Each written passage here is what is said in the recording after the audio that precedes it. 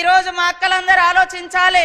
గత 14 నెలల నుంచి అధికారానికి వచ్చిన క్షణం నుంచి మా ఆడబిడ్డల యొక్క ఆర్థిక స్థితిగతులను ఏ రకంగా మెరుగుపరచాలి, మార్పు తీసుకురావాలి, వీళ్లను లక్షాధికారులుగా కోటీశ్వర్లుగా ఎలా చేయాలనేటువంటి ఉద్దేశంతో ప్రతి క్షణం ప్రతి నిమిషం మీ యొక్క సోదరుడు, మీ అందరి అభిమాన నాయకుడు, మా అందరి నాయకుడు, మా అందరి మరి సోదరుడు రేవంత్ రెడ్డి గారు నిరంతరం ఆలోచన చేసి ఎక్కడ ఏ బిజినెస్ ఉన్నా అందులో మహిళల్ని ముందంజలో ఉంచాలి. ఒక కుటుంబంలో ఆడవాళ్ళు అభివృద్ధి చెందితే ఆ కుటుంబం అంతా అభివృద్ధి చెందుతుంది, తద్వారా ఆ ప్రాంతం అంతా కూడా బాగుంటది అనే ఆలోచనతోటి దాదాపుగా వడ్డీ లేని రుణాలు ఈ రోజు వరకే 21,000 కోట్ల రూపాయలు రాష్ట్ర వ్యాప్తంగా ఇవ్వడం జరిగింది. మేము అనుకున్న లక్ష్యాన్ని ఇప్పటికే రీచ్ అయినాం, కంప్లీట్ చేసినాం.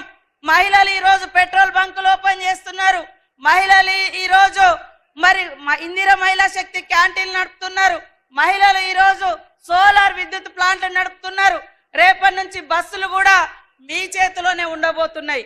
కాబట్టి మరి మహిళల కోసం ఒక అన్నలాగా, మీ యొక్క తమ్ముళ్లాగా, మీ యొక్క కుటుంబ సభ్యుల్లాగా మీకోసం నిరంతరం పరితపించేటువంటి మీ అందరి బిడ్డ, మీ అందరి అభిమాన నాయకుడు రేవంత్ రెడ్డి గారిని మా ఆడకూతులందరూ కూడా అండదండగా ఉండి దీవించాలని ఈ సందర్భంగా కోరుతా ఉన్నాం.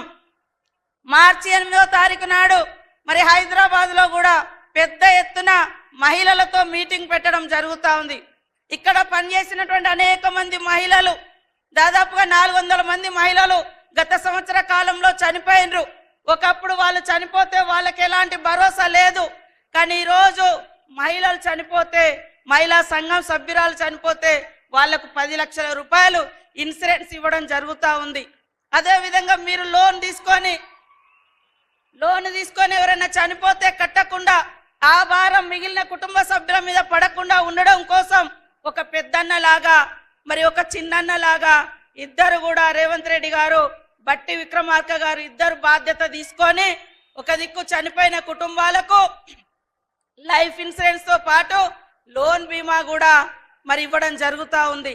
కాబట్టి మీరందరూ అత్యున్నతంగా ఎదగడమే ఈ యొక్క సీఎం రేవంత్ రెడ్డి గారి యొక్క లక్ష్యం. కాబట్టి మీరందరూ కూడా బాగా బిజినెస్ చేసుకొని బాగా ఆర్థికంగా ఎదగాలని మీ కుటుంబ సభ్యుడిగా ఆకాంక్షిస్తున్నాడు. కాబట్టి మీరందరూ కూడా మరి సీఎం రేవంత్ రెడ్డి గారిని ఆశీర్వదించాల్సిందిగా కోరుకుంటూ